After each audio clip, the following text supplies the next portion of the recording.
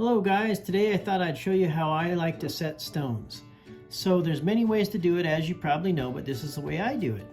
So what I like to do is entirely buff and finish my pennant till it's shiny, right? Other than cleaning it. And then what I'm going to do is I'm going to take a classic burnisher like this one here. I like to use this because I can use the long end for a nice clean finish, and I can use the short end to get any little bumps out.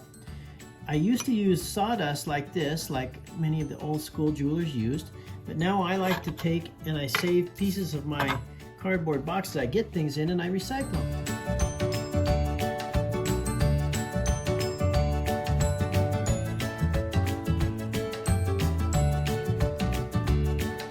So now once you've cut a piece of cardboard to more or less fit your stone, go ahead and put that inside your bezel cup that you've created, okay?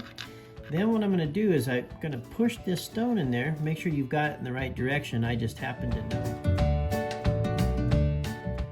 Now the next thing I'm going to do is just go around and look at the stone in the bezel and make sure that it's even all the way around, or as even as it can be depending on how evenly the cabochon was cut, okay?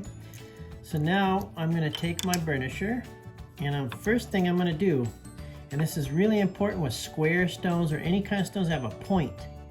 The very first thing you need to do is to push in the bezel where the fine point is, okay?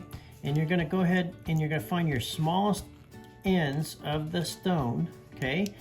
And you're gonna push those in first, okay? So I'm gonna go around and I'm gonna get those edges bent in, and this is critical because physically, as far as the laws of physics, this metal here has a lot more room to bend and mold with the stone than it does in the points.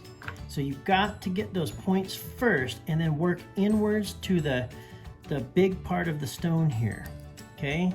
And you'll see what's going to happen. This is what happens to a lot of beginner jewelers, is right here it's going to bubble up on that point.